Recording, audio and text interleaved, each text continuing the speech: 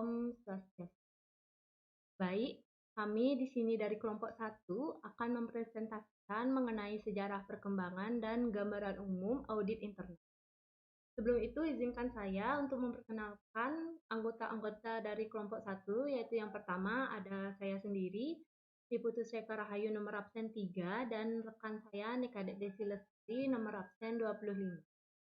Untuk materi pertama akan saya bawakan sendiri, yaitu mengenai evolusi audit internal.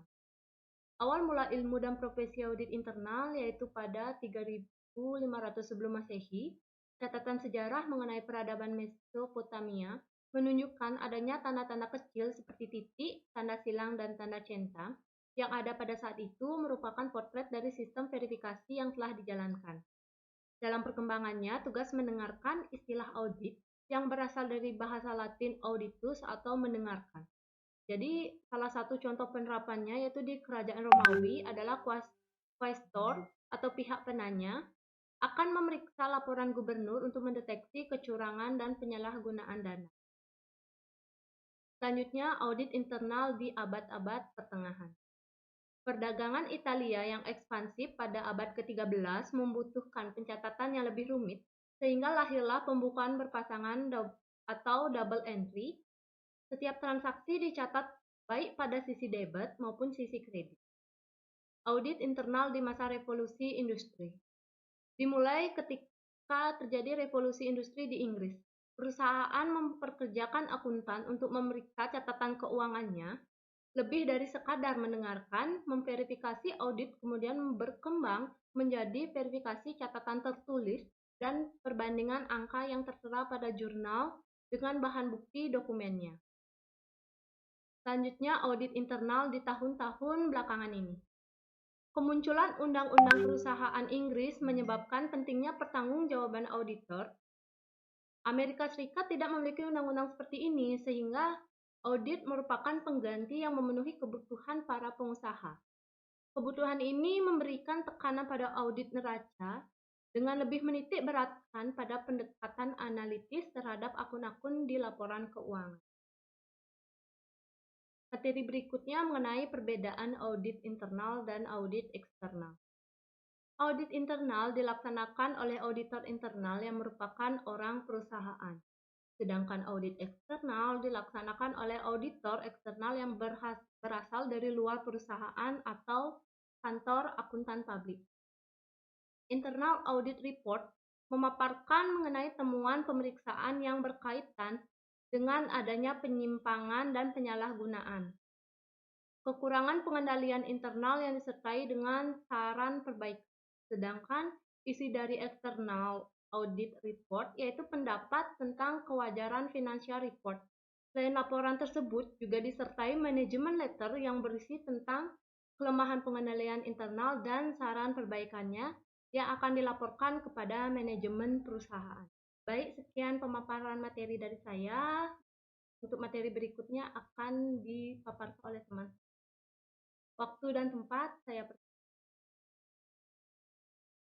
Di sini saya akan melanjutkan mengenai kemajuan audit internal. Pusat pelatihan pertama didirikan pada tahun 1881 menjadi mata kuliah pertama kali, yaitu 1881. Kemudian organisasi profesi pertama, yaitu Institute of Internal Auditors pada 1886 dan 1941. Lisensi negara pertama dan ujian pertama 1896. Ujian CIA pertama yaitu 1974, kemudian jurnal profesi yang diterbitkan pertama kali yaitu Journal of Accountancy yaitu 1905. Yang selanjutnya yaitu sertifikasi audit internal.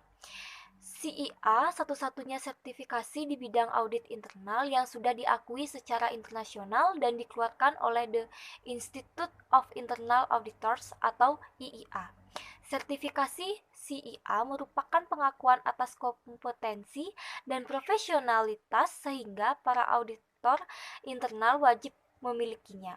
Organisasi audit mengharuskan semua anggota memiliki sertifikat atau harus bekerja untuk memperoleh sertifikat.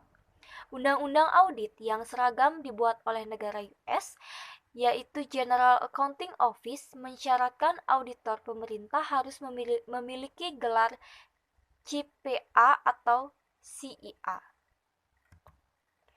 Yang selanjutnya yaitu syarat-syarat memperoleh gelar CIA. Memiliki 2 tahun pengalaman kerja, gelar akademis di atas sarjana muda dianggap sama dengan 1 tahun pengalaman kerja. Pengalaman kerja sebagai akuntan publik dianggap setara dengan pengalaman kerja di audit internal.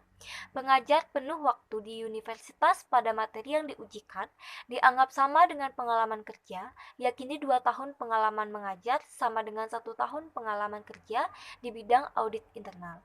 Kemudian kompetensi yang diujikan, bentuk pertanyaan, tidak disebarkan, internasionalisasi, transisi bagi peserta dalam proses, perubahan evolusioner, dan format ujian.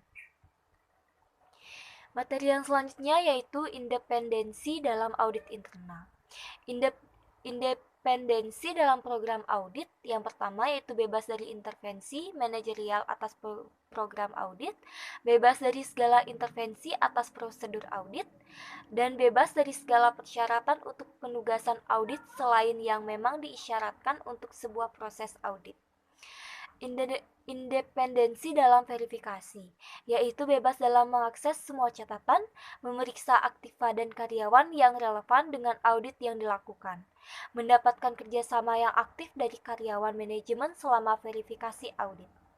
Yang selanjutnya yaitu independensi dalam pelaporan, di mana bebas dalam perasaan wajib memodifikasi dampak atau signifikansi dari fakta-fakta yang dilaporkan, dan bebas dari tekanan untuk tidak melaporkan hal-hal yang signifikan dalam laporan audit. Baik, sekian yang dapat saya sampaikan. Terima kasih atas waktu dan kesempatannya. Mohon maaf apabila ada kesalahan kata. Sekian dari kelompok kami. Saya tutup dengan terima kasih.